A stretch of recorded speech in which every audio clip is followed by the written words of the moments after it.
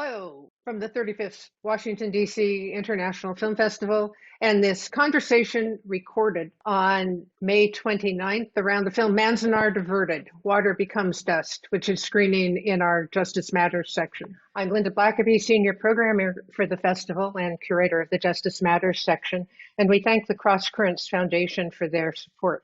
I'm based in what is now known as San Francisco and acknowledge this location on the unceded territories of the Paiute-Shoshone, who, along with hundreds of other native tribes, have resided in and taken care of California for thousands of years and continue to call the Bay Area home. Most people watching probably have already seen Manzanar Diverted, but if you haven't, it's available from the Film Fest DC website, Wednesday, June 9th through Sunday, June 13th. This film, I think, is an important contribution to our understanding of the details around how systemic injustices in the history of this country are really intertwined, and encourage us to have empathy, respect, and support for the courage and resilience of the people fighting against them. This conversation is very exciting to me. Our guests include director Anne Kaneko and producer Jin Yoo-Kim, and two protagonists, Kathy Jefferson Bancroft and Bruce Embrey, who you'll meet in a little bit. The knowledge, experience, and commitment in this group is exceptional. I'm so grateful for their time for this discussion and for the important work that they do out in real life. I'm going to turn this over to our moderator. Melissa Bisagni is the festival director of the DC Asian Pacific American Film Festival, and she's also the film and video program manager in the Office of Museum Learning and Programs at the Smithsonian Institution's National Museum of the American Indian in DC. She's also a film programmer and does film series, and hopefully we'll have full bios of everyone on our webpage when you see this. So Melissa, take it away. Hi, everyone. Nice to meet you all. I do want to start by apologizing for not having met most of you before. I know sometimes these conversations are hard when we don't already have connections and understandings among us. Again, my name is Melissa Bisagni. I am the film and video program manager at the National Museum of the American Indian, but I do come to you today as the festival director of the DC Asian Pacific American Film Festival. I come to you today from Tahoga, which is the wider Piscataway territory. I'm inside DC, in this place in particular known as Anaquashiktanek, which locals know. They still hear the name Anacosta in there, which is a neighborhood, a part of DC, but most people don't know that that is actually the village name of this area. Of the Piscataway, Nacotchtank, and Anacostan people. I do mention this today because it does help shape my perspective. This is something that I learned as a child of first and second and third generation immigrants. Fortunately, my people were very connected to the places where they came from and came here to the United States under duress. And so did not leave the memories of their homelands home, but talked about it all the time. One of the funny comments of my colleagues at the National Museum of the American Indian when I first started there was how much I would say, in Japan, we do this. Though I never really lived there, for more than 2 months at a time. But I would always say, oh, in Japan, we do this. Or in my grandpa's village in Italy, they do this. And I had only been in those places as a villager, but it was so important for them to pass on information to me. And it has informed the way that I think. And being here now in DC, my place ancestors certainly inform the way that I think, and I search for them everywhere and wherever I can. And I am so thankful to be a part of this discussion where we see a little bit of that on screen. And in that, I would like to have all of you introduce yourselves a little bit and what your part is in this discussion today, if that's cool. And I guess I will start with the director, and then you can pick who goes after you. How about that? Anne?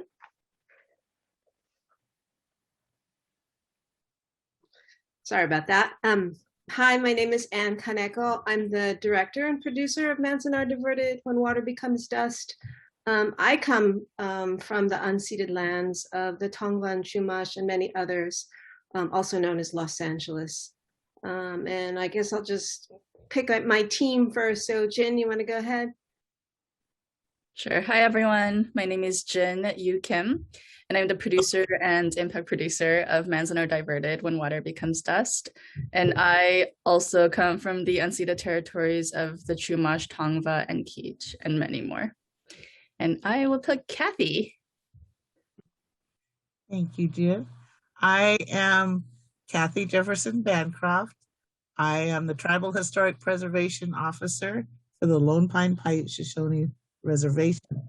And I'm coming to you from the traditional and unceded lands of my ancestors and my family that we call Paiute-Shoshone.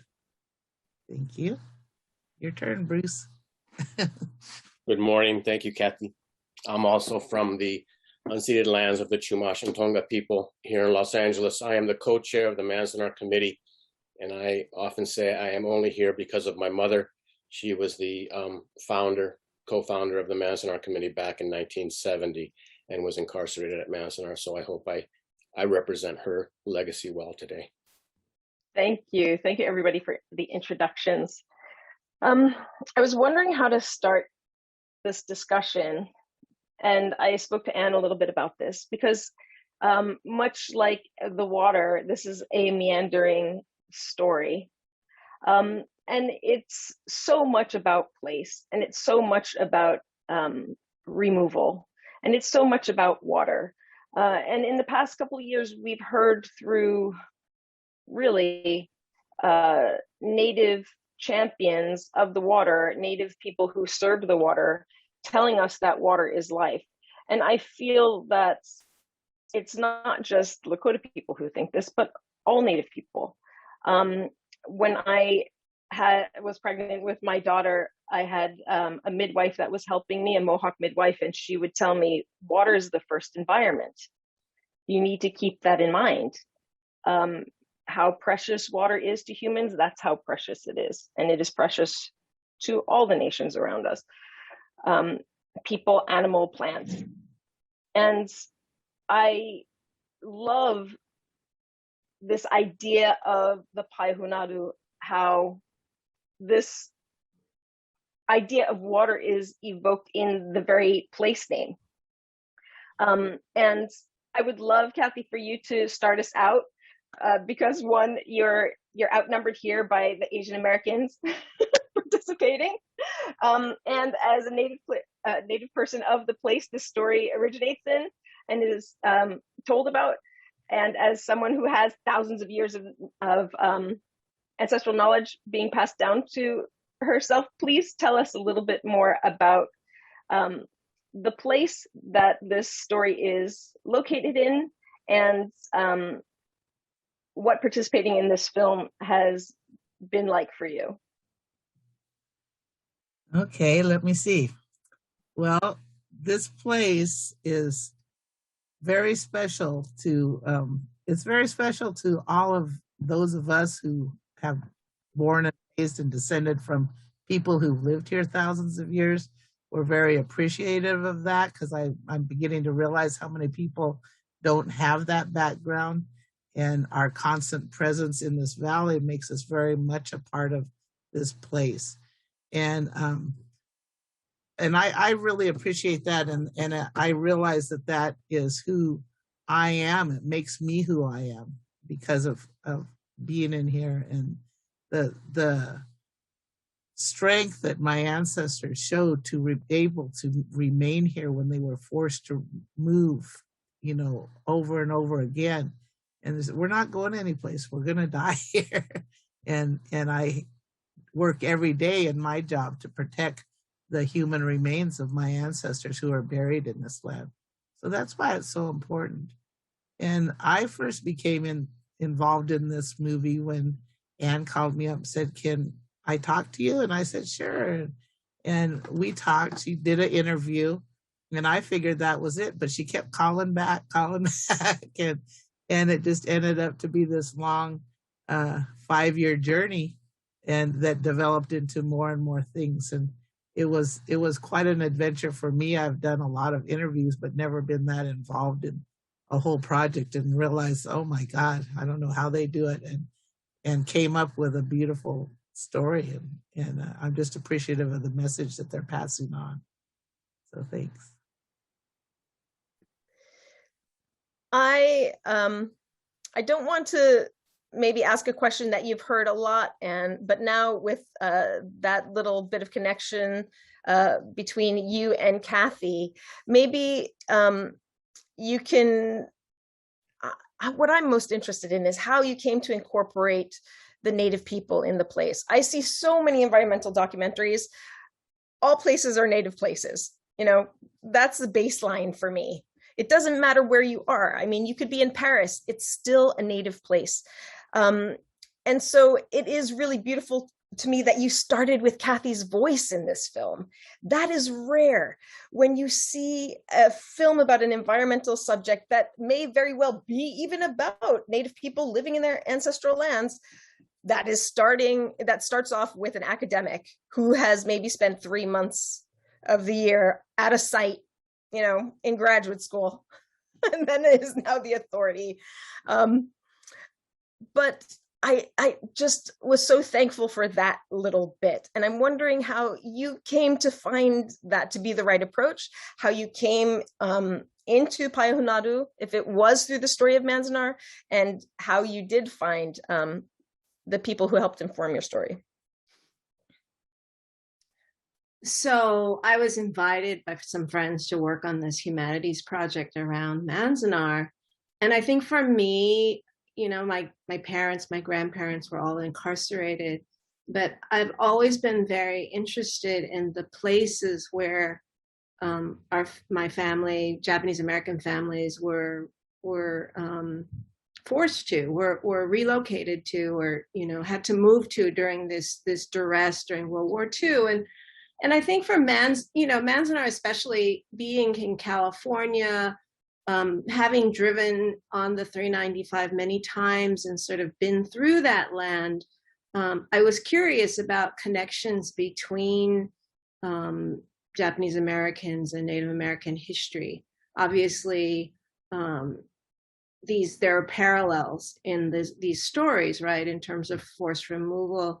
And I think that I also was vaguely aware of how the Bureau of Indian Affairs had been involved in the kind of setup, working with the War Relocations Authority to sort of set up these camps. And so I think from an administrative side also, I thought, oh, that's really interesting. And so as I began kind of involving myself in this story, you know, Kathy was really one of the first people I talked to, because I was interested in this story and these connections. And I was really also trying to find a different entry point into the story of Manzanar. It's like, obviously so many amazing films have been made about this place, but I was really interested in finding a different entry point. And so this convergence of this history of you know, the people there being forced out,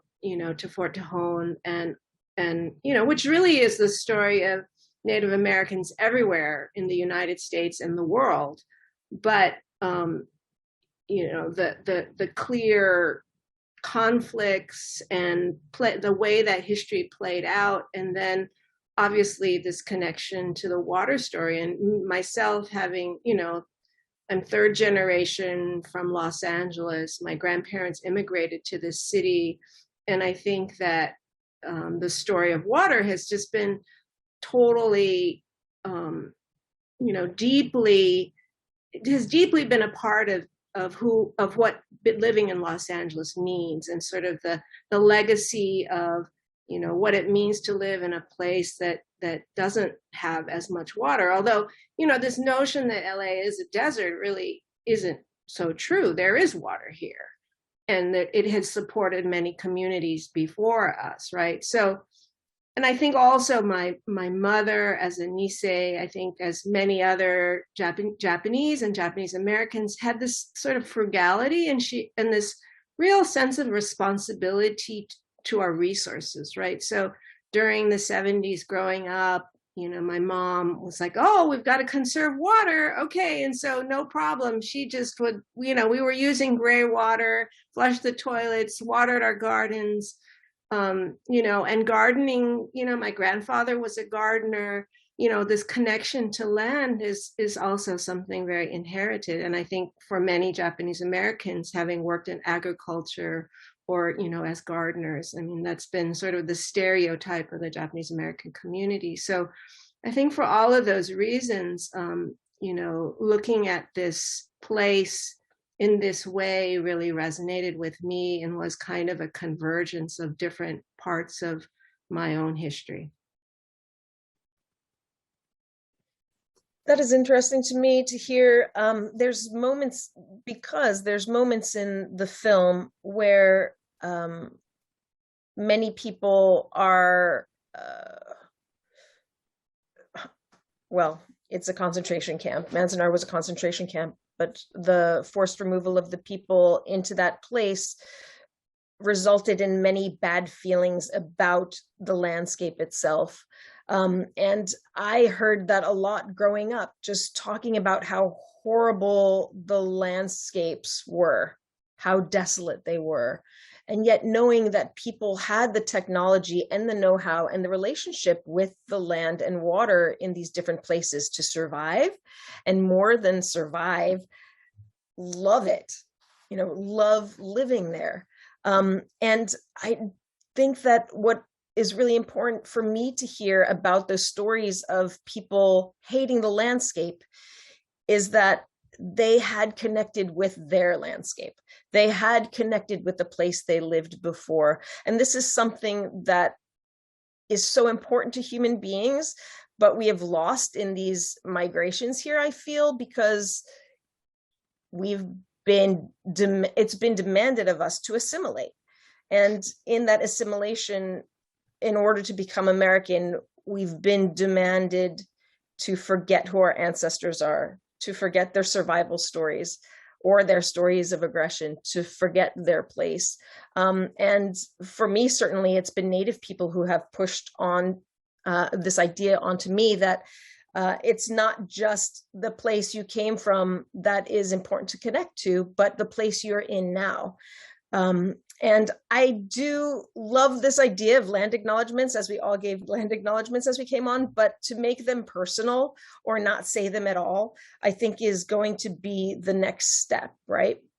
And for me, there really is, again, this like turning point in the film. And I think, Bruce, you are a good person to speak on this, when the discussion of the solar farms comes in.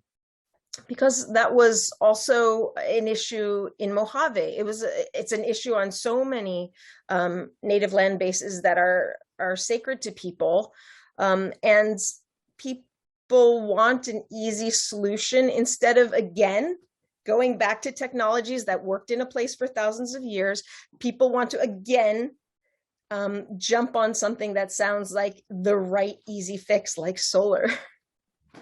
So, for someone who inherited this feeling about Manzanar that may have been negative, but then in a place that also became a sacred site, I feel from your story in the film, a sacred site for you and your family in whatever way, and then this place that also you were choosing to protect.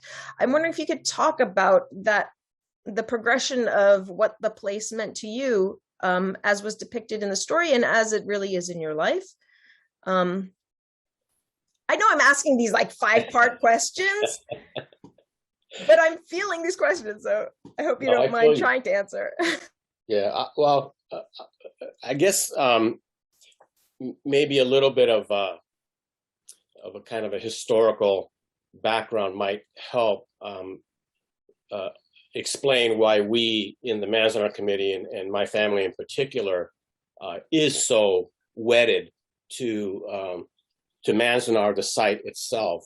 I think there's my mother was very clear in the early days. She says, as we went back to discover our roots, discover our story, we immediately realized that this land held many stories, and that this land was sacred and it was hallowed ground for many peoples, but especially for the Paiute and Shoshone people. So she was very clear from the very early days. In fact, the first real pilgrimage after 1969, my mother gave a speech, and they were dedicating a state historic placard, a landmark. They had received landmark status from the state of California. In that speech, she referenced the occupation at Wounded Knee and actually read a solidarity statement from the Manzanar Committee to the American Indian movement. And she said in that speech, as Wounded Knee is to the Lakota people, Manzanar is to the Japanese American, that this is sacred land in one sense. This is an integral part of our story, and is really the expression. It's the example or the most egregious expression of white supremacy and the oppression of our people. So she was very, I think, early on connected to the land and understanding its history. And she even said at one point, she says, we were just here a few years. This land holds so many stories, and this is not our land by any stretch. This site is important to us. So when she crafted the legislation to create Manzanar as a national historic site, she demanded in that legislation that there be an advisory commission that would guide the development, because it's not just enough for us to recognize and codify these sites. Statues can be, good or bad. It's the interpretation, it's the story that's told around these sites that's important. So I think you can look to Manzanar really, as my mother did, as a site of conscience, as a site of struggle of many peoples, and that in the congressional commission that she mandated be created, she made sure that there were two positions in that commission that would go to the Native peoples from the area. That it was not going to be she never saw it as a Japanese American site. That was never in her framework. And I think that's an important background. I think in terms of how the negative feelings, you got to understand that when they created these sites, they bulldozed the 1 mile square area that Manzanar, they literally just bulldozed it. So there was nothing there but dust and dirt. And then they built these horrible ramshackle barracks. There were no blueprints for Manzanar. It was the first camp built. And they really were put together, as everybody knows, with tar paper, and the holes in the walls and holes in the sand came up. So the trauma of being forcibly removed and placed in a very horribly constructed site, the trauma you associate with that place. But I think it's important to understand that over the years, as we've dealt with this trauma, as we've confronted it, we don't view Manzanar in the negative way that we once did. And my mother testified, she says, Manzanar does not need to be an example of the negation of American democracy, but Manzanar could become a beacon for democracy and a site of conscience that is our legacy should be for all peoples, for people, all justice and democratic-minded people, to see Manzanar as an example of when our country can come to grips with a historic injustice and begin to address it. So I think one good friend and a founding member of the Manzanar Committee, Jim Matsuoka, spoke on our last virtual pilgrimage. And Jim was there in Manzanar at 7 years old, and he hated Manzanar. He refused to go back. He went back at the 50th pilgrimage only because we gave him an award in my mother's name. And he said, I'm only here because of Sue. And he was very clear about that. In our virtual pilgrimage, he said he understands now why Manzanar is such a sacred place, not just for Japanese Americans, but in general, for justice-minded people. And he says, I can think of no better place than Manzanar for people who are concerned about democracy and racial justice to come together and make their voices heard and make their demands clear than Manzanar. So I think the journey to create the Manzanar National Historic Site was a very transformative one, as all pilgrimages are supposed to be. A pilgrimage is supposed to be a transformative experience.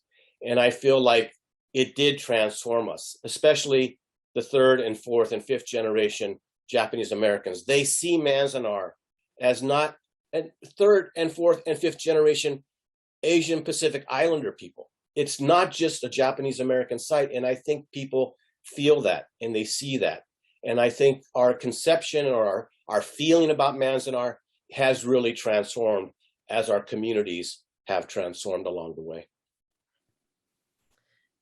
Yeah, that I think is a wonderful point. And I think in an interesting way, this film does create this circle. If maybe you can talk to it, Kathy, a little bit. Not that I'm a scholar in Numa ways or anything, but I do know that there were traditional ways of irrigation that were used there in the valley for thousands of years. And thinking about that, and then thinking about this hearing that is in the film when the Paiute people are going to demand that this irrigation line be fixed. One woman, I think she is one of the tribal leaders. She says, "No, this is for all people. It's not just about us. Water is for all people here." And looking at those spillways, looking at the aqueduct system, we're like, oh, that's going to one people, or that is obviously water that's being directed for a people. But then to think about the traditional ways that irrigation was done there, it's mind-blowing how inventive and specific to the place it was. And I'm wondering if there is a discussion about that, if, again, native technologies are being thought of in ways instead of like just building, solar farms. Is there a real dialogue going on? I know that in the northern part of California, there's been some dialogue just because of the fires and people realizing after 100 years, like, oh, native people were maintaining these places. That's why we didn't have these egregious fires. Is a similar dialogue starting with your people, for example? We're trying. There is a dialogue, more so than there has been in the past. More of the managing land agencies are becoming involved, where they used to be like absentee landlords, and they're realizing the importance. Where I practically have a daily conversation with Los Angeles Department of Water and Power on, you can't just act like you can take all the water you can from this valley. It's not an unlimited supply. You have to think about those of us who live there. This place, this land needs water. And if you treat it properly, there's enough water for everybody. You think, well, our responsibility is to get water to the people of LA. But if you destroy this place, you're destroying the people of LA also. So that's the main conversation. We have a lot of extractive industries up here, and we're trying to have these same conversations with everybody. But yeah, that's very important, and just really needs to be said over and over. When you mentioned, we used to irrigate this valley, and that was done with the lay of the land and where things were going to grow. And it was to grow food for everybody, and those concepts in Western ways of thinking are just about, the greater good and who's, here. We're fighting mining loss now. We've got all kinds of gold and lithium mines going in all around here. And it's like, really? And what's really scary is that they're doing this on the basis of mining laws that were made in 1872, where mining takes priority over every other use. And these things have to change. We have to start looking at the world differently. And that's what we're all working together to bring attention to this, because that's how we did it. I thank Bruce and the whole Manzanar committee when the solar, and we caught splash from people said, why are you against solar? We're not against solar. We're against industrial solar. There's better ways to do these things. Just because you call it renewable, we have this problem with the geothermal. That's what they consider a renewable energy. But when you pump a whole hot aquifer dry, that you destroy the whole land, it's not renewable. And people need to start looking at these things as, no, it's a give and take, and we need to look at the whole picture and do it right, which is how we were able to live on these lands for thousands and thousands of years, and it supplied everything we need. And I tell LADWP, you've been here a little over 100 years and you've almost destroyed the place. Doesn't that tell you something?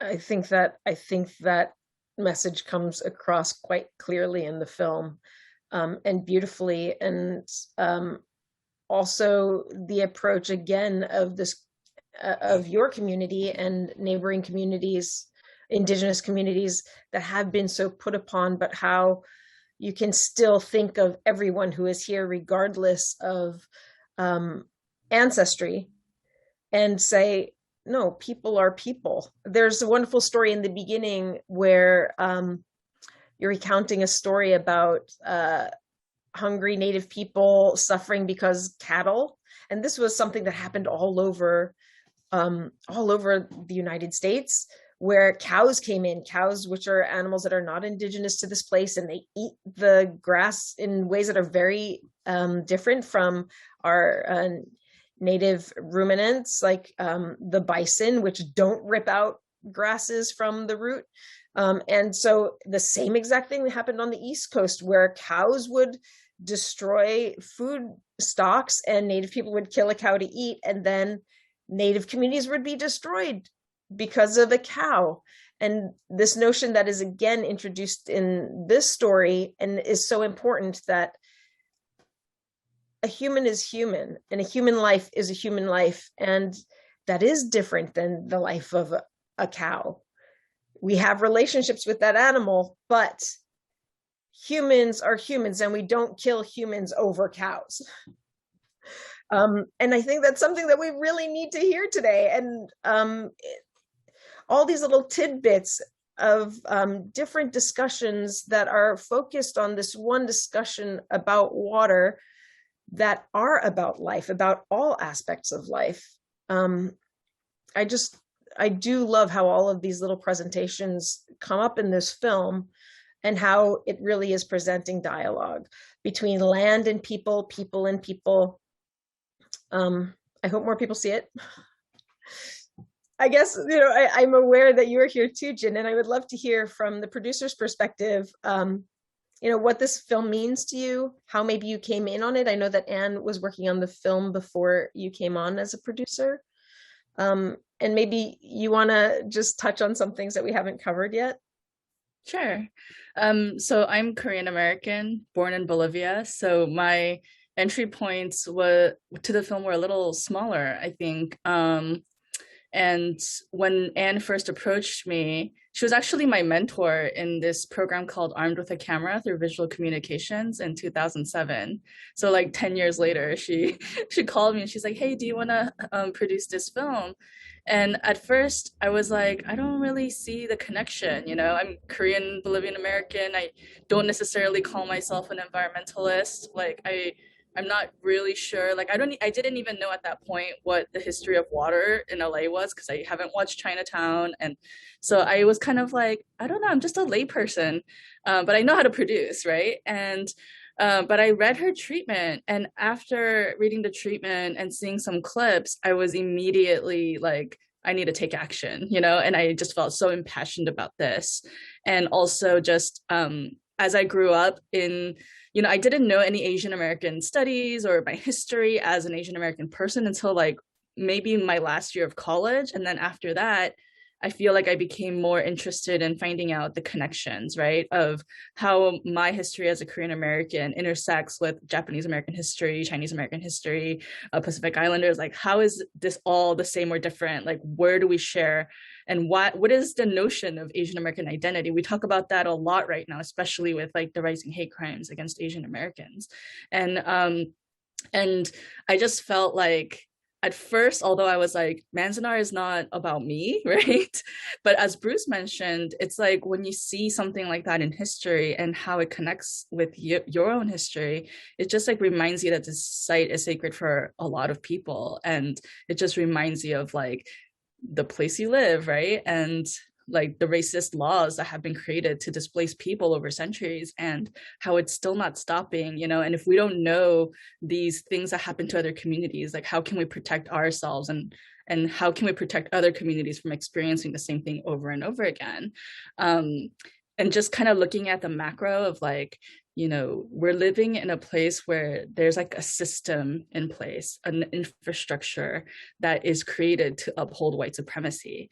So if we don't acknowledge that and we don't know that history, then how are we going to dismantle it, right? And rebuild something that works for all of us. And for me, like, you know, from being on this project from beginning to end and seeing the shaping of the film, right? Like, you know, post-production was a very long time because we were trying to figure out, like, does it make sense chronologically? Does it make sense like this? Does it make sense like that? And, you know, I think Anne and our editor, Susan, they did a fantastic job in kind of taking the metaphor of water and using that as a way to tell this story, like going, like, just like the water travels and diverts here and there. That's kind of how the story ended up being. So when you're watching it, you might not know exactly where's like the first act, where's the second act, right? You might not know that, or I don't really think most people even think about that when they watch it, but it works. And I think the communal voices coming together and just like really supporting each other is really hopeful as well. And I guess if I transition into like what we hope the film would do in the world is just like, we, you know, our focus, of course, is educating Southern Californians like about this history. You know, we talk to so many people who know like bits and pieces, like they might know the water history, they might know Manzanar's history, they might know Native American history. But hey, did you know this is all connected and overlapped? Most people don't know that. And then of course, like the fact that this story resonates far beyond Southern California, because we talk to people from so many different cities, right? Like, and they also have this kind of extractive relationship with another city that they, you know, get their resources from. You know, like even I was born in Bolivia, and our second largest lake has already been pumped so much to quench the thirst of the population. And usually the water would come back, but now it's not coming back. And we see this like everywhere around the world. So our main goal is to educate people and then offer resources to help them reframe, because we really need like a big paradigm shift, right? It's not just like, here's 10 bullet pointed things that you can do, but really like, let's think differently, right? And bring it back. Maybe there's like, even though we talk about all this technological ways as that's the answer, but maybe it's not. Maybe it's indigenous ways. Maybe it's, you know, so like, let's think about it in a different way. Yeah, I'm also excited that these discussions are happening in many different areas. I was surprised and excited to see, I don't know if any of you have seen on Netflix, Elizabeth Ito's project, City of Ghosts, and they have a water discussion for kids, you know, and they bring in indigenous voice. To me, I'm trying to, and Kathy, you speak to this too. We as Asian Americans, of course, we always talk about, oh, we never saw ourselves on TV. Like, who was on TV? It was, you know, it was Mr. Miyagi, and that same actor was in everything. There was nobody else, you know, at that time there was no, or you know, there's one actor at a time who can make it, you know, George Takei, you know, but I feel that there really has been an explosion of not just Native representation in fiction and nonfiction, but actual Native people telling the stories from their perspectives as the first and primary source, that's redundant, as the primary source in the story. And do you feel that that's something that is actually happening? Is it just my perception? And since you are such a public figure around this topic in particular, how you think these sorts of platforms can be utilized to further spread the story? I think, I think it's real. There have always been for a long time now, Native films come out, the Native directors, actors, and everything. I remember. Don't say Dances with Wolves. No. And then some that aren't quite all Native. But what you're seeing now is more, I always remember actors complaining, if I'm a Native American actor, I get jobs playing an Indian. I never get a job playing a doctor or a lawyer or anything like that. I get a job in these roles, and you are seeing that nowadays.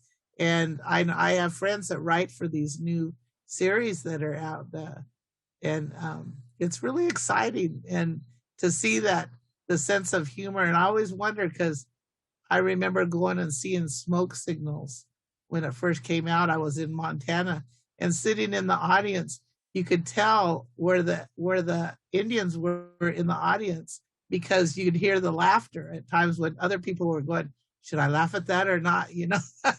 So it's really neat to see. So I don't have TV or watch TV, but I'm always real interested on how other people respond to these new series that are completely from a Native American perspective. And I think that's great, because, we all have our little differences, and the more you know about another culture or anything, it makes you grow.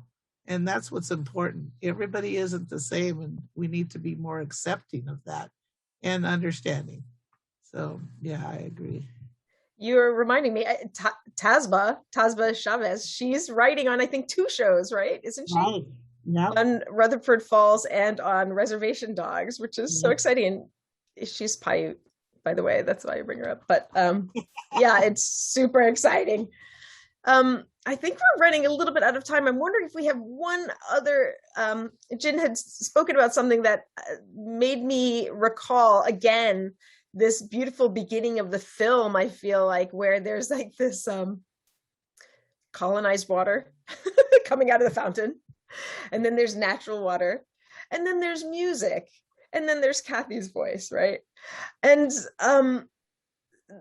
humor, Native people are always talking about humor is what saves them. Jewish people talk about it too. I mean, Korean people talk about it after the war, how, humor saved them. And music and dance, these 2 things are little bits of salvation, I think, for people that suffer, right? And there's just a beautiful soundscape in the film. And I'm wondering where that came from. And I feel even with that, not just in the meandering of the story, but also in the type of music that's played throughout the film, and even the Native songs that are sung. There's just something so, I don't want to say organic. I'm trying to stay away from saying organic, but it's just immersive, maybe. It's immersive, but it's cohesive. It is a binding instead of, so much some people are so proud of their soundscapes that you can't hear dialogue, or, but this is just really like a beautiful melding of thoughts, words, and feelings. I think that that's another thing that is, a Western constraint, is that we're always trying to put words out front. And this film lets you feel things in what small way you can through a screen. And I'm wondering how you came to that music, both the indigenous songs that are played and the score. So I guess I'll speak in 2 minutes or less. Well, no, I think for me, sound is always so important, right? It really puts you in a place. It's very experiential, and it's emotional, right? And so I think because the film is really zooming through lots of different times, it was like it kind of engulfs you, and it's kind of a shorthand for taking you places in different time zones, right? I think in terms of the score, it was really important to have something that could also join all of these different times and places. And I am so grateful to my composing team. I think Lori Goldston, who I originally approached about this, she had the vision of assembling this amazing team of really talented, as well as people who had a greater understanding of what this would mean, right? So she brought together also Alex Miranda, of course, who's Native American himself, and he plays the imbira, which is, evokes a different tradition in a different part of the world. But, when he's not playing like, heavy metal or punk, he's playing the imbira. And so, and Lori herself is very, she can play lots of different kinds of music. So she's really perfect. And so she brought Alex, Susie Kozawa, who was, her mother was incarcerated at Manzanar, George Abe, who also was born in Manzanar. And of course, I had this other discussion and I didn't acknowledge, the amazing songs that are in the film, right? Sage Romero and the Akamaya group and many others actually who were willing to share their songs with us. So, and then there was Steve Fisk, who helped to sort of collage these pieces together. The film was all done improvisationally, the score, and there was a percussion track laid down, very well-known percussionist, Matt Chamberlain, who laid down all these tracks. So it became kind of this click track that everyone could then, improv to. And so it became this collage. It became the score was also like a sound collage in the same way that, the sound design works in other parts of the film. So I think that, it was a community that made the sound design, which I think also is sort of reflective of sort of the themes of the film. So I don't know. I'm just, it worked. It was like a process, and somehow it all worked. It really does. I want to thank you so much. I think we're right on time. I want to thank you guys so much for this discussion. It was so thoughtful, interesting, and uplifting. Like sometimes you can come out of these films and you're like, dang, we're all dying. We're all dying tomorrow. My kid's not going to have any water. But even discussing these hard things can be so uplifting. And I thank you all so much for joining us today to have this discussion. I'm going to hand it back to Linda. I hope we didn't go over. Oh no, I think you wrapped it up beautifully. I mean, I could have listened for going on and on, because you're all so kind of connected into the film and into the history of the film, and it's a great discussion. So thank you very much, everybody, and I hope everyone will see the film. It'll go out in the world and have a lot of influence. Thank you. It's like, now that you've heard the Q&A too, tell your friends to watch the film and then listen to the Q&A too. Yes, most definitely. Thank you, Film Fest DC. And I guess if you want to plug into our impact campaign, please visit us at manzanardiverted.com. Thank you. Great. Thank you. Bye, everyone. It's great to meet you all.